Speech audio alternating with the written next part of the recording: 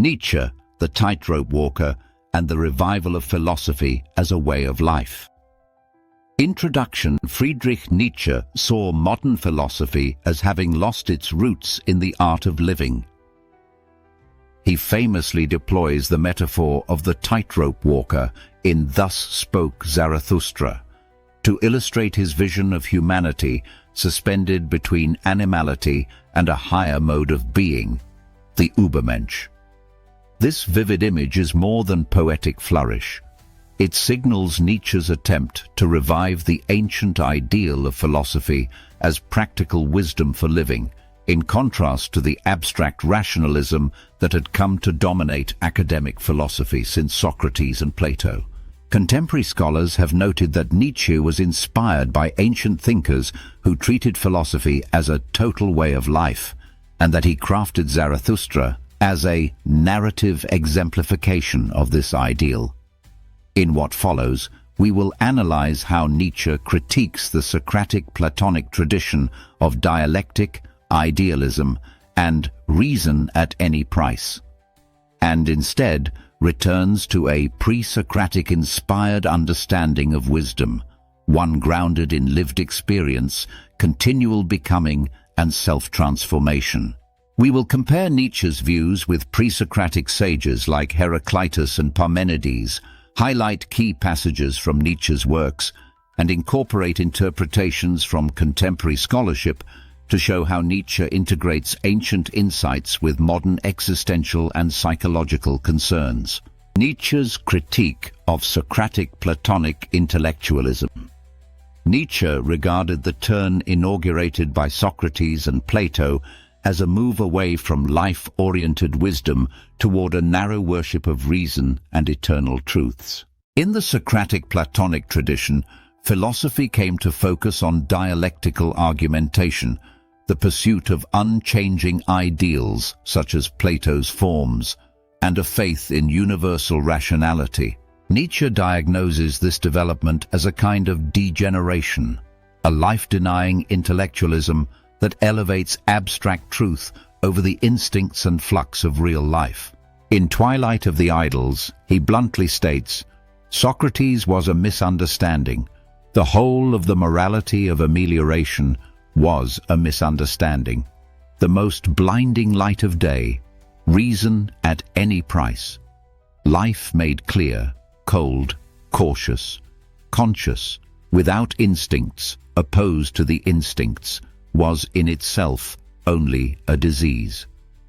Here Nietzsche castigates the Socratic faith in reason, the idea that virtue and happiness depend on rational knowledge, as reason at any price, achieved by suppressing or mistrusting our natural drives.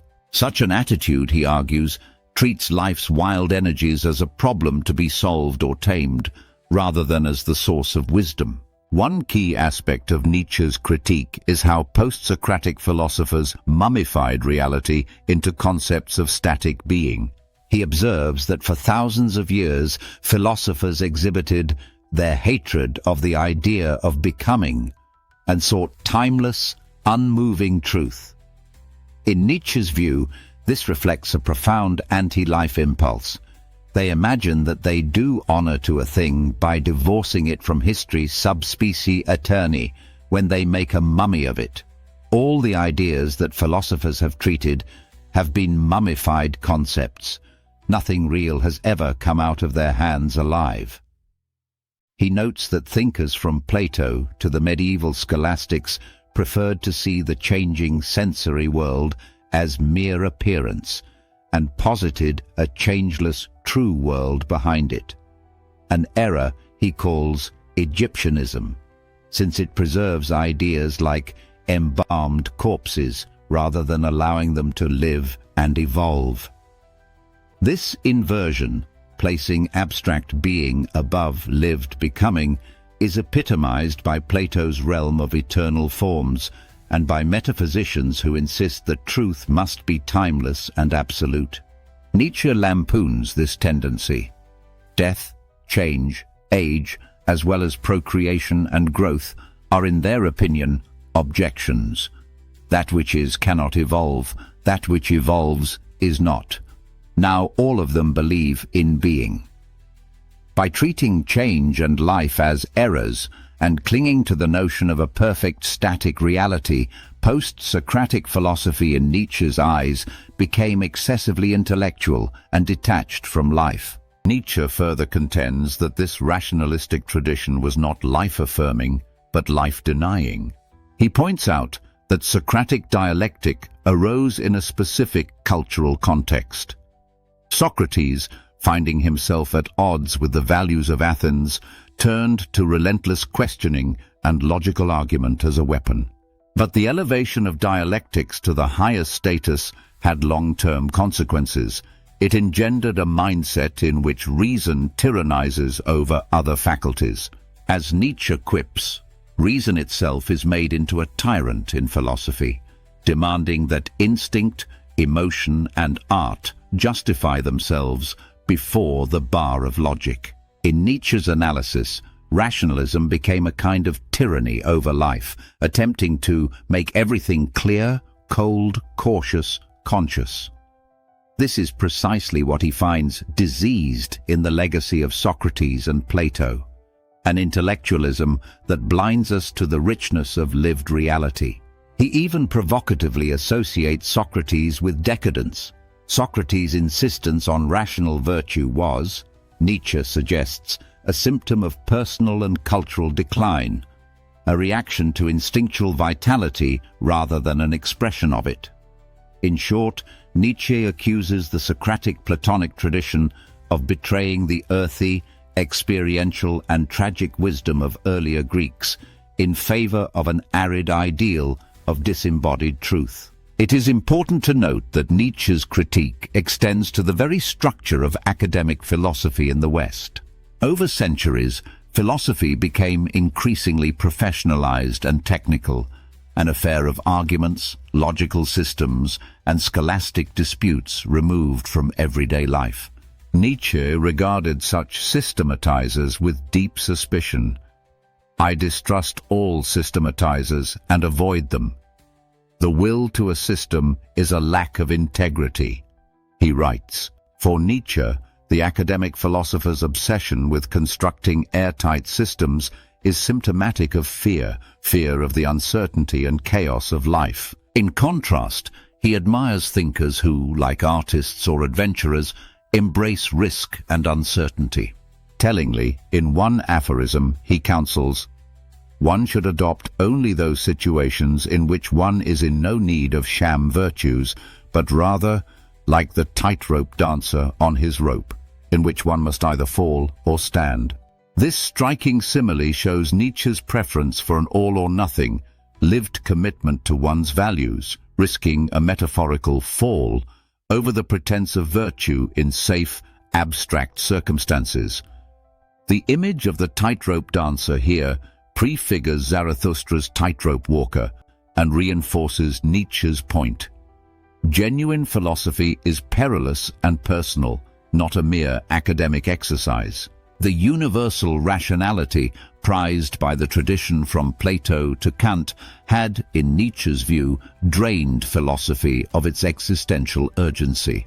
He wanted to reclaim philosophy as something that guides life, not as an intellectual chess game, reviving the pre-Socratic ideal of wisdom. In turning away from Socratic intellectualism, Nietzsche looked back to the Presocratics, the early Greek thinkers from before Socrates, as sources of a more life-affirming kind of wisdom. Nietzsche admired these figures for their bold insights into nature and existence, delivered through aphorism, poetry, and myth, rather than systematic logic. They represented to him a pure, creative spirit that later Western philosophy had lost. Unlike the academic philosophers who mummified life into concepts, many pre-Socratics engaged with the world in a way that was concrete, poetic, and guided by experience. Indeed, Nietzsche wrote an early essay, Philosophy in the Tragic Age of the Greeks, celebrating thinkers like Thales, Heraclitus, Parmenides, and Empedocles, treating them primarily as personalities, visionary sages rather than dry theorists. Modern commentators note that Nietzsche invented a particular image of the Presocratics as his precursors, untamed, inventive philosophers whose work was deeply entwined with their way of life. They symbolized for Nietzsche a time when philosophy was deeply connected to life itself, not merely a theoretical exercise, but a way of engaging with reality. Two pre-Socratic philosophers stand out in Nietzsche's discussions, Heraclitus and Parmenides. These two represent opposing metaphysical visions, one of ceaseless change and one of static being, and Nietzsche's alignment between them is telling. Heraclitus of Ephesus, often called the philosopher of flux, taught that all things are in constant change. You cannot step into the same river twice, and that strife and the unity of opposites are fundamental to the cosmos. Nietzsche felt a deep kinship with Heraclitus. In Twilight of the Idols, he declares with evident reverence, "With a feeling of great reverence, I accept the name of Heraclitus from his indictment of philosophers." Whereas most philosophers distrusted the senses because they show us a world of change and multiplicity, Nietzsche notes that Heraclitus took the opposite approach.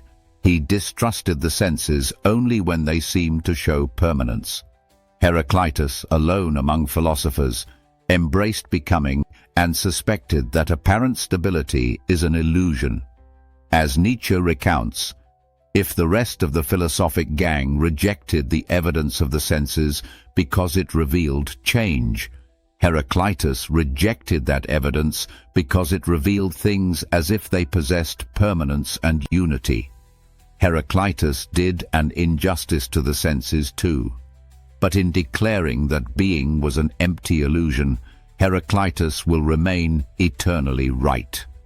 The apparent world is the only world. The true world is no more than a false adjunct thereto. This is a remarkable endorsement.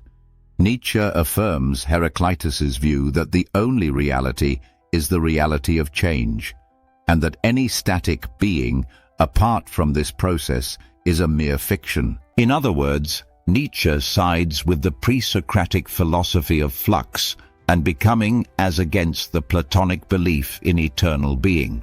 One can hear Nietzsche's own voice in the Heraclitean fragments that exalt change. For example, Heraclitus taught that all things are in flux, and that war, strife, is the father of all and king of all. Ideas reflected in Nietzsche's celebration of creative struggle and his concept of life as will to power, an ever-shifting play of forces inspired by Heraclitus. Nietzsche encourages us to embrace change, conflict, and the unknown, rather than seeking false certainties. This pre-Socratic legacy is apparent throughout Nietzsche's work. Amor, Fati, love of fate, eternal recurrence, and the embrace of life's turbulence all echo Heraclitean impermanence. On the other hand, Parmenides of Elea, who taught that reality, being, is one, ungenerated and unchanging, exemplifies the opposite pole of Greek thought. Nietzsche respected Parmenides' boldness in reasoning, but ultimately rejected Parmenides' notion of a static one as a dangerous abstraction. Parmenides' philosophy can be seen as the ancestor of Plato's eternal world of forms and the entire metaphysical quest for absolute unchanging truth. Nietzsche, as a self-proclaimed disciple of Dionysus, god of flux and life, saw this quest as misguided. One recent analysis summarizes Nietzsche's response. Nietzsche appreciated Parmenides' daring to conceptualize reality in radical terms, but he was fundamentally opposed to the idea of a static, singular being.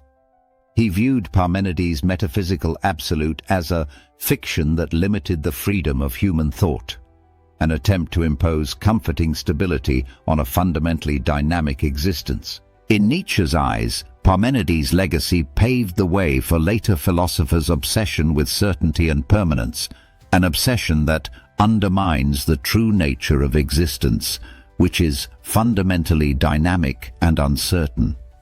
In direct challenge, Nietzsche proclaims that the true world is just a lie, invented by philosophers afraid of flux.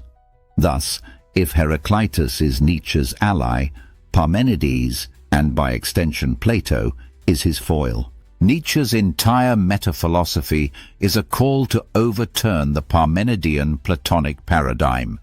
Instead of truth as timeless being, he urges truth as living, as that which enhances life and acknowledges becoming. All superior values, that of being, the absolute, goodness, truth, cannot have been evolved, he mocks, noting how philosophers made them causa sui to avoid having higher things grow from lower ones. In Nietzsche's revaluation of values, this ancient hierarchy is flipped. What was low, change, body, senses, is reinstated as primary reality, and what was high, unchanging being, pure reason, is unmasked as an idol. Nietzsche's reverence for the Presocratics goes beyond metaphysics. It's also about method and spirit. Thinkers like Heraclitus, Empedocles, and Anaximander conveyed their philosophy in epic or aphoristic style. They were sages and poets as much as theoreticians. Nietzsche emulates this in his own writing. His Zarathustra speaks in prophetic tones and parables. Many of Nietzsche's works consist of aphorisms, a form much closer to Heraclitus's cryptic fragments than to a scholastic treatise. The Presocratics often offered practical maxims, e.g. Heraclitus, character is destiny, or Anaximander's notion of balance in nature, and a cosmic perspective on human life. Nietzsche, too, sought to provide guidance for living in a cosmic context. Consider his idea of eternal recurrence, which asks us to live as if we had to live our life over infinitely, thereby testing the quality of our affirmation of life. It is no accident that Nietzsche invokes the tragic wisdom of early Greek culture in contrast to Socratic optimism. In The Birth of Tragedy, he praises Greek tragedy, rooted in Dionysian myth, as an expression of profound life wisdom that Socratic rationalism eventually destroyed. For Nietzsche, the likes of Aeschylus and Sophocles, steeped in pre-Socratic ideas of fate and chaos, offered a vision of life that embraced suffering and joy as one, in contrast to Socrates, who demanded rational justification for suffering. Philosophy, Nietzsche believed, should return to that tragic, life-affirming mode, accepting the abysses of existence and still saying yes. He even aligns himself with a lineage of thinkers who combined insight and art. At one point, Nietzsche lists my predecessors, Heraclitus, Empedocles, Spinoza, Goethe, an eclectic mix of pre-Socratics, a pantheist, and a poet, all of whom in his view shared a holistic, life-embracing perspective. In summary, Nietzsche saw his own project as a renewal of the pre-Socratic spirit, inquisitive about the nature of the world, yet profoundly oriented toward how we ought to live within it. As one commentator puts it, Nietzsche reached a militantly Nietzschean conclusion that wisdom or strength of soul surpasses knowledge in value.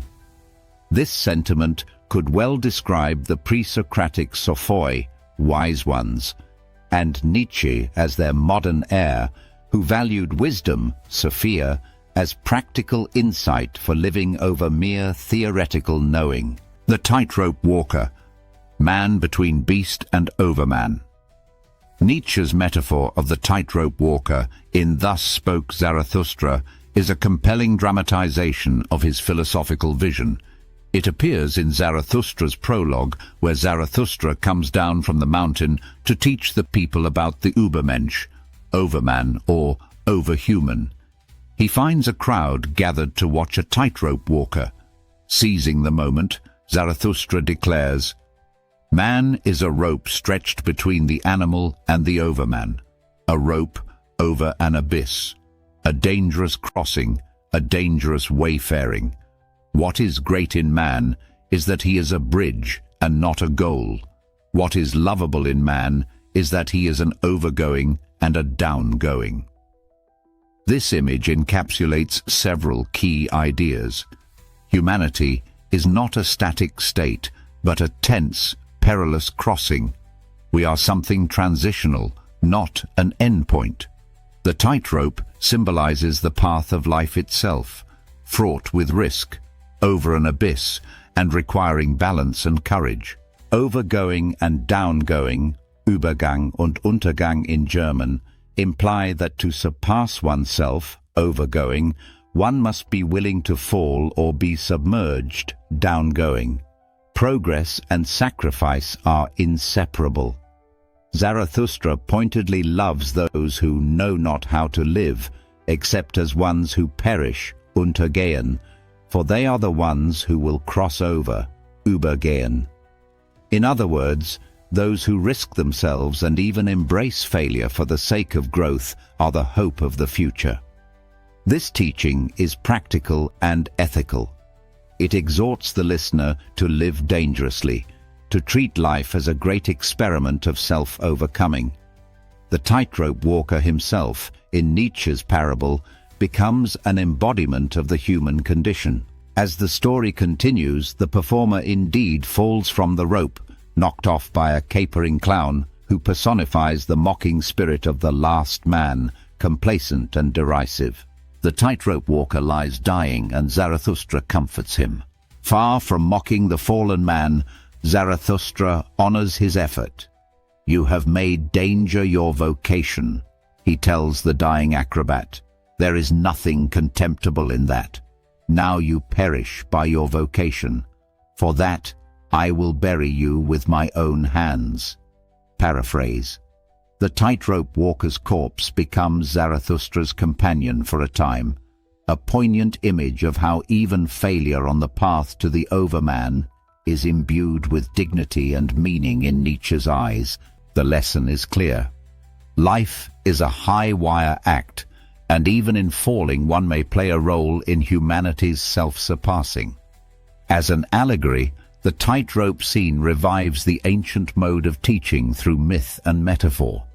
Rather than laying out a discursive argument, Nietzsche, via Zarathustra, communicates wisdom about how to live. He urges us to see ourselves as adventurers and creators of meaning, poised over an abyss of uncertainty. The abyss represents the void left by the death of God, the collapse of absolute certainties and universal values in modern times. Nietzsche's answer is not to find a new dogma, but to walk the rope, to live boldly and intentionally in a world without fixed foundations. This is essentially a practical existential directive. As one analysis notes, the tightrope walker challenged human limitations in an act of defiance against gravity, symbolizing the possibility of self-transcendence that could arise from a life experienced in the intensity of the present moment. The tightrope metaphor thus encourages a mode of living that is fully engaged in the here and now, pushing one's limits, accepting the risk of downfall for the sake of overcoming. We can compare this to the Presocratic sages' counsel. For instance, Heraclitus might advise that one embrace the flux and find wisdom in strife. Nietzsche's Zarathustra similarly advises that one embrace the danger and become a herald of the lightning, preparing the way for a transformative future at the cost of one's own comfort or even life. The very style of this teaching, a narrated encounter rather than a syllogism, harkens back to ancient wisdom traditions. It has echoes of Diogenes the Cynic performing outrageous acts to teach, or of Stoic and Epicurean parables meant to shift a pupil's perspective. Nietzsche believed that examples, parables, and lived illustrations are more profound teachers than abstract theory. Zarathustra's tightrope walker is exactly such an example, modeling through imagery what it means to treat life as a journey of transformation. Contemporary scholars influenced by Pierre Hadot's work have observed that Nietzsche, in Thus Spoke Zarathustra, is practicing philosophy as a way of life in literary form. The character Zarathustra is himself a philosopher-educator in the mold of an ancient sage, one who personifies his teaching. By creating Zarathustra and the tightrope walker episode, Nietzsche isn't just talking about his ideals, he shows them. This performative aspect of Nietzsche's writing is itself a return to a more holistic philosophical practice.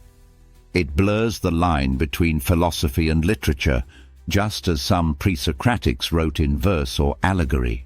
The aim is to move the reader's soul, to inspire a reorientation of one's life. Nietzsche wants us, the readers, to identify with the tightrope walker, to feel the thrill and fear of being on the rope, and thus to awaken a resolve to advance on the rope in our own lives. In this way, Nietzsche's philosophy becomes less a set of doctrines and more an invitation to a lived experiment, very much in line with the Socratic injunction to care for your soul, or the Stoic commitment to daily practice, yet freed from their rationalistic or universalizing tendencies. It is philosophy as existential coaching through symbol and story. Philosophy as a way of life, existential and psychological insights. Nietzsche's revival of the ancient philosophy as a way of life also incorporates distinctly modern insights, particularly of an existential and psychological character. Living in the late 19th century, Nietzsche was acutely aware of the crisis of values in a secular scientific age.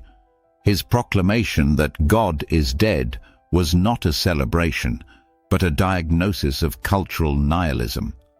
The old absolutes have lost their power, leaving a void of meaning. Nietzsche's response was not to search for new metaphysical certainties, but to challenge individuals to create meaning and value through how they live.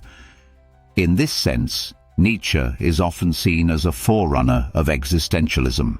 Like the 20th century existentialists, he believed that life has no inherent meaning or purpose. We must bestow meaning through our choices, projects, and style of living. When Nietzsche urges us to become who you are and to live such that you could will the eternal return of your life, he is asserting a deeply existential idea. Each person must take responsibility for defining their own values in a world without given guidelines. This approach is not presented as abstract theory, but as a practice of self-creation, a task for the individual. The tightrope walk toward the Übermensch is precisely this task of self-overcoming, and Nietzsche offers it as a concrete ideal to live by, even if as a metaphor. It's notable that many later commentators emphasize the practical significance of Nietzsche's ideas, like eternal recurrence, rather than their logical or cosmological status. Nietzsche intended these concepts to be taken to heart and to transform the individual's outlook.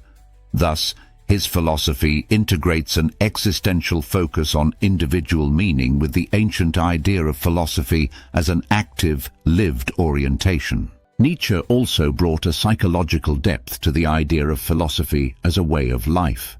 He famously claimed that every great philosophy is a confession of its author, suggesting that philosophical doctrines often hide personal psychological drives.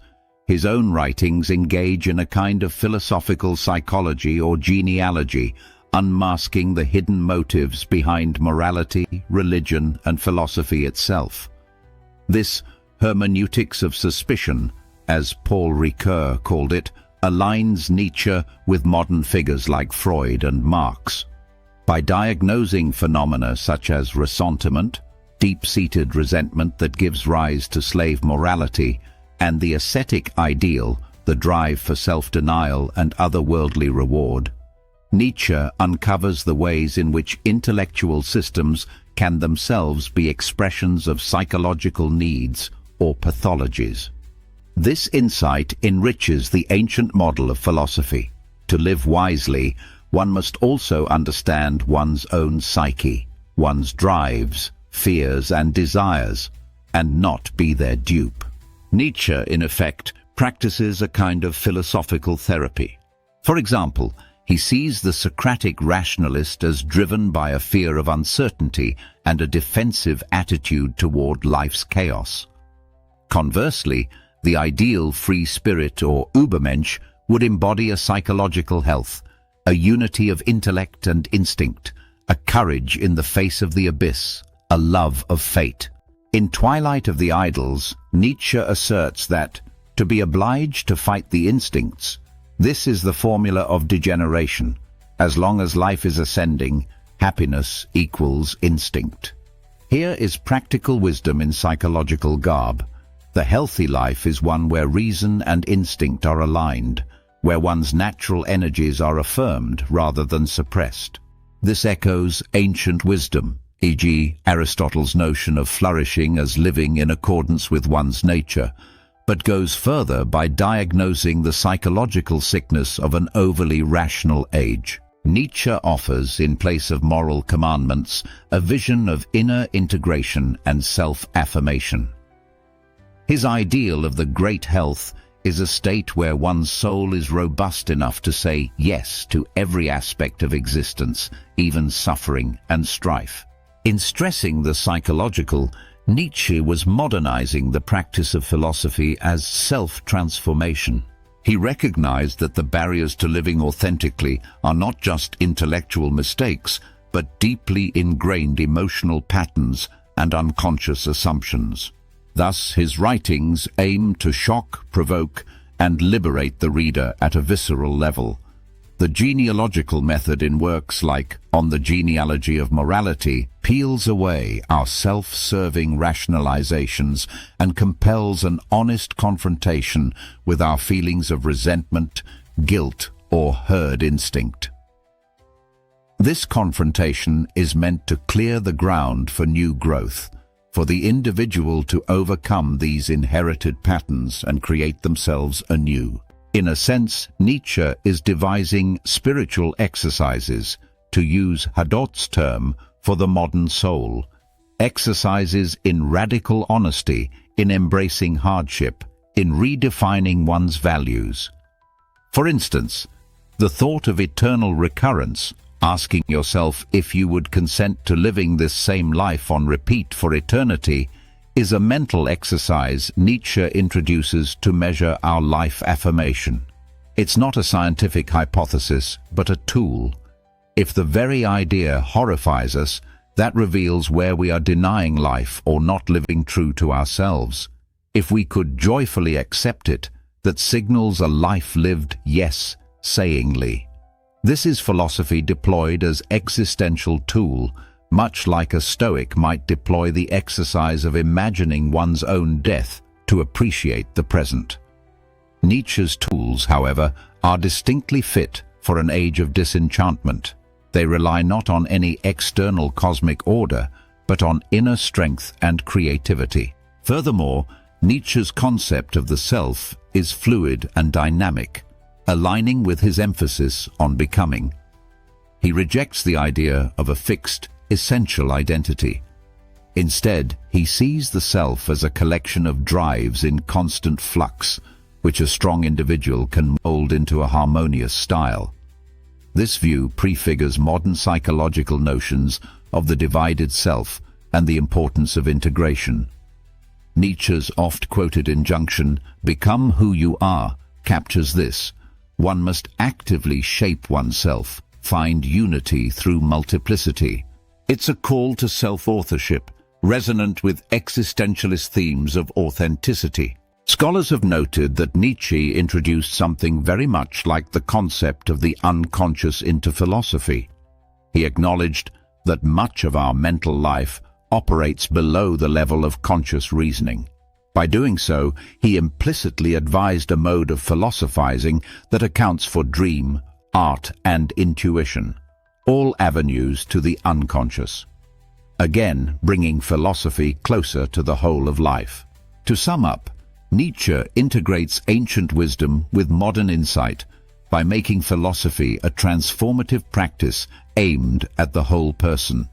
He seeks the education of the soul, as Socrates did, but via new methods suited to an age of nihilism and science: genealogical critique, aphoristic illumination, mythopoeic narrative. His philosophy provides guidance for living not in the form of rules or universal codes, but as a set of challenges and inspirations. Nietzsche invites us to cultivate qualities like creativity, courage, resilience, and the ability to love our fate, qualities reminiscent of ancient virtue, but recast in secular, psychological terms. In the end, Nietzsche's project is a reimagining of philosophy as the art of living dangerously. It is a call to each individual to philosophize with their life, testing ideas in their own existence. As a recent commentator observed, Nietzsche's work implies that wisdom or strength of soul surpasses knowledge in value. This is a direct echo of the Presocratic Sophia, wisdom, tradition, and a rebuke to purely academic philosophy. Nietzsche, the modern tightrope walker, urges us to walk the path of life with eyes open and arms outstretched, embracing the uncertainty of the abyss, balancing reason with instinct, and ever aiming to transcend our present selves. Conclusion.